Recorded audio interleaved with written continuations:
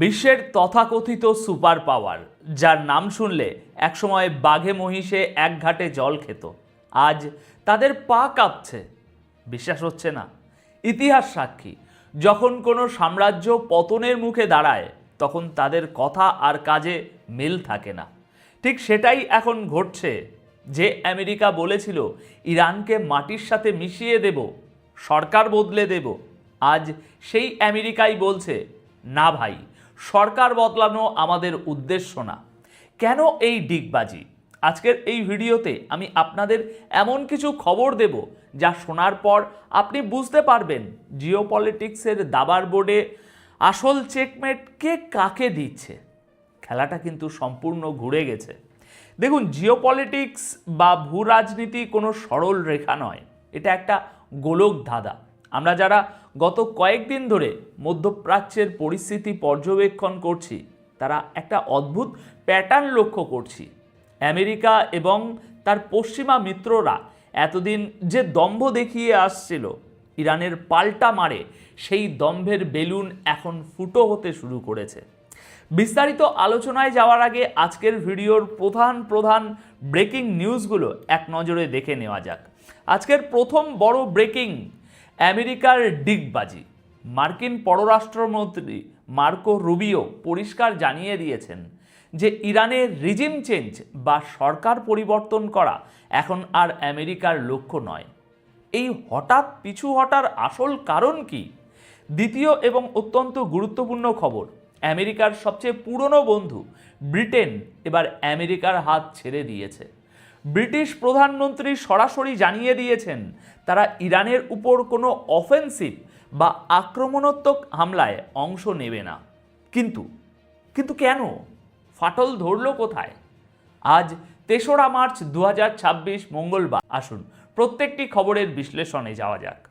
দেখুন, খবরটি সাধারণ মনে হতে পারে, কিন্তু এর গভীরতা অনেক। মার্কো রুবিও, আমেরিকার স্টেট সেক্রেটারি, আজ ৩রা মার্চ ভোর ৪টের দিকে একটি বিবৃতি দিয়েছেন। তিনি বলছেন ইরানে বর্তমান সরকার বা নিজামকে পরিবর্তন করা আমেরিকার অফিসিয়াল মিশন নয়।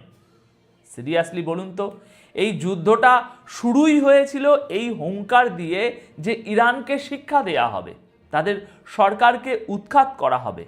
আর আজ যখন ইরানের মিসাইল এবং ড্রোনগুলো আমেরিকার বিভিন্ন ঘাঁটিতে বৃষ্টির মতো আছড়ে পড়ছে, তখন তারা বলছে না না না না না, আমরা তো সরকার বদলাতে আসেনি। এর মানে কি দাঁড়ায়? এর সোজা অর্থ হলো আমেরিকার নাটবল্টু ঢিলা হয়ে গেছে। দেখুন দর্শক, আমেরিকা এতদিন অভ্যস্ত ছিল আফগানিস্তান, লিবিয়া বা ভেনিজুয়েলার মতো দেশগুলোর সাথে লড়তে। সেখানে তারা চাইলেই সেনাবাহিনী নামিয়ে দিত, প্রেসিডেন্টকে কিডন্যাপ করে নিয়ে যেত, অথবা বছরের পর বছর ধরে সেই দেশ দখল করে রাখত। কিন্তু ইরান যে সেই ধাতুতে গড়া নয়, সেটা বুঝতে আঙ্কেল স্যামের একটু সময় লেগে গেল। ইরান প্রমাণ করে দিয়েছে যে তারা সুপার পাওয়ার না হতে পারে, কিন্তু তারা একটা গ্লোবাল পাওয়ার। আর তাদের সেই ক্ষমতা আছে যা দিয়ে তারা শুধু নিজেদের রক্ষা করবে না, বরং মধ্যপ্রাচ্যে আমেরিকার যে কোনো ঘাঁটিতে আঘাত আনতে সক্ষম। মার্কো রুবিও এখন বলছেন তাদের লক্ষ্য হলো ইরানের মিসাইল আর ড্রোন শক্তি শেষ করা। কিন্তু দর্শক, এখানে একটা সূক্ষ্ম চাল আছে। রুবিও সাথে এটাও জুড়ে দিয়েছেন যে যদি ইরানের জনগণ নিজেরা সরকার বদলায় তাতে আমাদের আপত্তি নেই। আর এটাই হলো আসল খেলা। তারা সরাসরি যুদ্ধে পেরে উঠছে না, তাই এখন তারা চায় সিভিল ওয়ার বা গৃহযুদ্ধ উস্কে দিতে। কিন্তু মাঠের বাস্তবতা ভিন্ন। রুবিওর এই নরম সুর প্রমাণ করে যে আমেরিকার পায়ের তলার মাটি সরে যাচ্ছে। তারা বুঝতে পারছে ইরানে গ্রাউন্ড অপারেশন বা সৈন্য নামানো মানে হলো আত্মহত্যা। তাই তারা এখন বলছে সরকার বদলানো আমাদের কাজ নয়।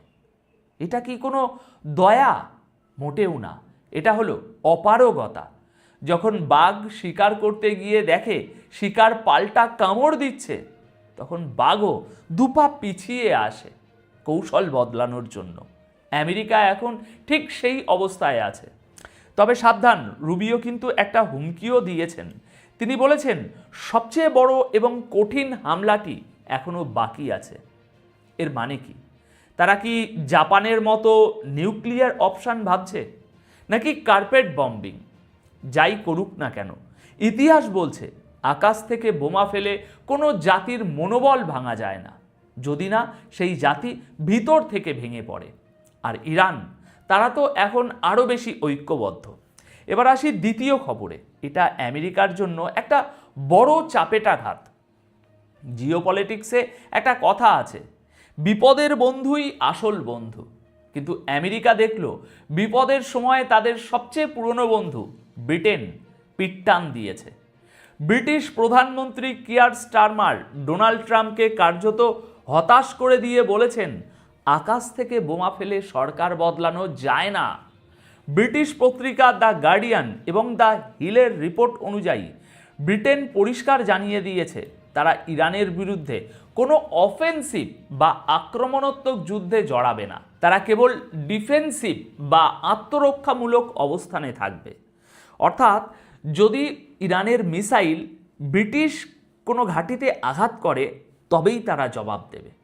কিন্তু আমেরিকা বা ইসরায়েলের সাথে কাঁধে কাঁধ মিলিয়ে ইরানে হামলা করতে যাবে না। কেন এই সিদ্ধান্ত? একটু ভেবে দেখুন। ব্রিটেনের এই সিদ্ধান্তের পেছনে আছে ইরাক যুদ্ধের ভূত। ইরাক যুদ্ধে আমেরিকার মিথ্যে তথ্যের ভিত্তিতে জড়িয়ে পড়ে ব্রিটেন যে মূল্য দিয়েছিল তাদের জনগণ আজও তা ভোলেনি। ব্রিটিশ এমপিরা পার্লামেন্টে দাঁড়িয়ে বলছেন, আমরা যেন আবার আমেরিকার লেজুর বৃত্তি না করি। ব্রিটেনের এই সরে যাওয়া প্রমাণ করে যে পশ্চিমা বিশ্বে বা ওয়েস্টার্ন ব্লকে বড়সড় ফাটল ধরেছে। এতদিন আমরা জানতাম আমেরিকা যেখানে, ন্যাটো বা ব্রিটেন সেখানে, কিন্তু এই যুদ্ধে আমেরিকা একা হয়ে পড়ছে। যখন আপনার নিজের টিমমেট আপনাকে বলে, বস এই রিস্ক আমি নেব না, তখন বুঝতে হবে আপনার লিডারশিপ এবং যুদ্ধের যৌক্তিকতা নিয়ে প্রশ্ন উঠছে। আমেরিকা এখন একা, আর একা হয়ে পড়া আমেরিকা আরও বেশি বিপজ্জনক, আরও বেশি বেপরোয়া। এবার তৃতীয় পয়েন্টে আসি, এবং সত্যি বলতে এই অংশটি নিয়ে কথা বলতে গেলে আমার নিজের গলা ধরে আসে, কিন্তু সাংবাদিক হিসাবে, একজন বিশ্লেষক হিসাবে সত্যটা আপনাদের সামনে তুলে ধরা আমার দায়িত্ব। যুদ্ধ মানেই ধ্বংস, আমরা জানি, কিন্তু যুদ্ধেরও তো কিছু নিয়ম থাকে রে ভাই, তাই না? গত 28শে ফেব্রুয়ারি আমেরিকা এবং ইসরায়েল মিলে ইরানে যে হামলা শুরু করে, সেখানে টার্গেট করা হয়েছিল একটি এলিমেন্টারি স্কুলকে। হ্যাঁ, ঠিক শুনেছেন, কোনো সেনাঘাঁটি নয়, কোনো মিসাইল লঞ্চ প্যাডও নয়, একটি স্কুল যেখানে ছোট ছোট মেয়েরা পড়াশোনা করছিল। আর তার ফলাফল 160 জন নিষ্পাপ শিশু শহীদ হয়েছে, 160টি পরিবার ধ্বংস হয়ে গেছে। ক্যালিফোর্নিয়ার গভর্নর গ্যাভিন নিউসাম, যিনি খোদ আমেরিকার একজন বড় রাজনৈতিক ব্যক্তিত্ব, তিনি আজ প্রশ্ন তুলেছেন, আমাদের বোমাগুলো কেন স্কুলের বাচ্চাদের মারার জন্য ব্যবহার করা হলো? আমেরিকার ভিতর থেকেই এই প্রশ্ন উঠছে। কিন্তু আমার প্রশ্ন হলো, আমাদের তথাকথিত মেনস্ট্রিম মিডিয়া বা গদি মিডিয়া আজ কোথায়? ইরানে যখন হিজাব ইস্যুতে কোনো আন্দোলন হয়, তখন এই মিডিয়াগুলোর ঘুম হারাম হয়ে যায়। তারা নারীর অধিকার, নারীর স্বাধীনতা নিয়ে বড় বড় বুলি আওড়ায়। কিন্তু আজ যখন 160 জন ছোট ছোট মেয়েকে, যারা হয়তো ভবিষ্যতের ডাক্তার, ইঞ্জিনিয়ার বা শিল্পী হতে পারত, তাদের ছিন্ন ভিন্ন করে দেয়া হলো, তখন এই মিডিয়াগুলোর মুখ কেন কুলুপ দিয়ে আটা? তারা কি ফিমেল ছিল না? তাদের কি বাঁচার অধিকার ছিল না? আমি ইন্টারনেটে সেই ছবিগুলো দেখেছি। সারিবদ্ধভাবে ছোট ছোট কবর খোঁড়া হচ্ছে মেশিনে। আমার নিজেরও একটা মেয়ে আছে। দেখুন দর্শক, হিপোক্রেসি বা ভণ্ডামির একটা সীমা থাকে। আমেরিকা বলে তারা ইরানি জনগণকে মুক্ত করতে চায়। এই কি তাদের মুক্তির নমুনা? 160টি শিশুকে পৃথিবী থেকে মুক্ত করে দেওয়া?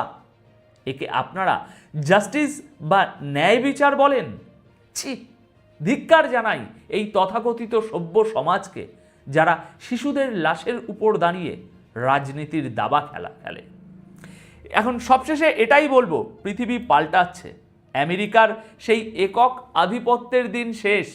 ইরান প্রমাণ করেছে আপনি যদি বুক টান করে দাঁড়ান তবে সুপার পাওয়ারও পিছু হটতে বাধ্য হয়। ব্রিটেন প্রমাণ করেছে অন্ধ আনুগত্যের দিন শেষ। আর 160টি শিশুর মৃত্যু প্রমাণ করেছে এই যুদ্ধের আসল চেহারা কতটা কুৎসিত।